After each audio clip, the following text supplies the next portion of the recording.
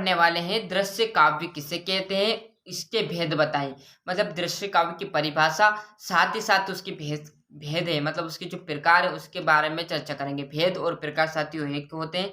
तो बिना देरी के हम वीडियो की स्टार्ट करते हैं। दृश्य काव्य किसे कहते हैं? तो ऐसा काव्य जिसका आनंद देखकर होता है। मतलब दृश्य काव्य मतलब देखना, आप समझ चुके होंगे। दृश्य मतलब देखना, पढ़ते से आपको समझ में आ चुका होगा। तो ऐसा काव्य जिसका आनंद हम देखकर कर सकते हैं या देखकर होता है, उसे दृश्य काव्य कहते हैं। क्लियर है साथियों? एक बार और हम यहाँ पर अच्छे से देख लेते हैं।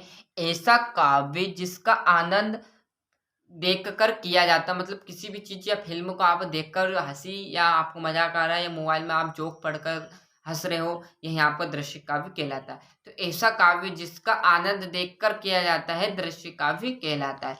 दृश्य काव्य के दो भेद हैं। आपको यहाँ पर हेडिंग में लिखना है कि दृश्य काव्य के निम्न भेद है। फिर आपको हेडिंग में लिखना है, एक आपका हो जाएगा नंबर 1 नाटक और नंबर 2 आपका एकांकी।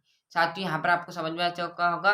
2 नंबर में सिर्फ आपसे इतना ही पूछेगा कि दृश्य काव्य किसे कहते हैं, उसके भेद। बस इस भेद के बारे में आपको लिख देना है कि 2 भेद है। और ज्यादा लिखोगे तो आप नाटक और एकांकी भी लिख सकते हो, 2 भेद में, है ना? क्लियर साथियों? अब यहाँ से आप नाटक की परिभाषा भी लिखना चाहो तो लिख लीजिए, पर इतना लंबा चौड़ा नहीं आएगा।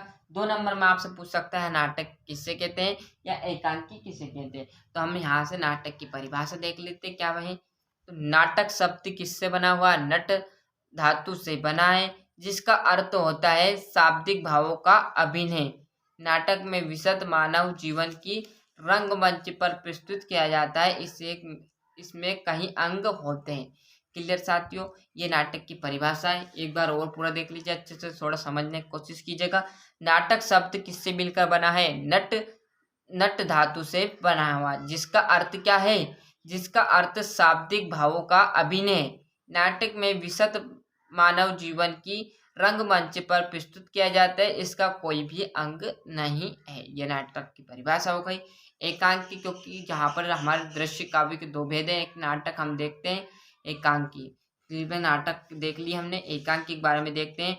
एकांकी की परिभाषा तो थोड़ी सी कि एक अंक वाले नाटक को एकांकी कहते हैं। क्लियर दोस्तों? एक अंक वाले नाटक को क्या कहते हैं? एकांकी कहते हैं। देख लीजिए। तो यहाँ से अच्छे से स्क्रीनशॉट ले लीजिए। दृश्य काव्य किसे कहते हैं, उनके भेद, उनके भेद में डिटेल पूरी जानकारी मैंने आपको दे दी है। दृश्य काव्य यहाँ से अच्छे से स्क्रीनशॉट ले लीजिए कि ऐसा काव्य जिसका आनंद देखकर किया जाता है दृश्य काव्य कहलाता है। इसके 2 भेद हैं, नाटक और एकांकी। नाटक के बारे में आपको यहाँ पर मैंने परिभाषा बता दी, अच्छे से स्क्रीनशॉट ले लीजिए।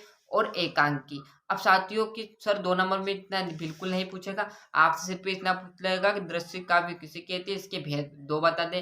पर आपको यहाँ पर डिटेल इसलिए बता रहा है कि जो भी 90% से ऊपर बच्चा बनाएगा उसके लिए नाटक। अब मैं नाटक के 2 भेद बताते थे, नाटक एकांकी। अब वो आपसे ये सब पूछ लेगा कि नाटक की परिभाषा दीजिए 2 नंबर में, फिर क्या कर लोगे आप? इसलिए मैंने आपको डिटेल में पढ़ाया है। एकांकी परिभाषा कह देगा, एकांकी परिभाषा किसे कहते हैं? सर हमने दृश्य काव्य पढ़ा और दृश्य काव्य की भेद पढ़ के गए थे, बस हमें क्या मालूम था कि ये परिभाषा भी देता है। भैया 2 नंबर में कहीं से भी दे सकता है वो। क्लियर? जिस बच्चों को परसेंट 90 से ऊपर बनानी हो, इसे डिटेल में आपको पढ़ना पड़ेगा जब भी आपकी परसेंट बनेगी। मेरे से मतलब नहीं है, आप कहीं से भी पढ़ोगे तो पूरा डिटेल में पढ़ना जब भी आपकी परसेंट बनेगी।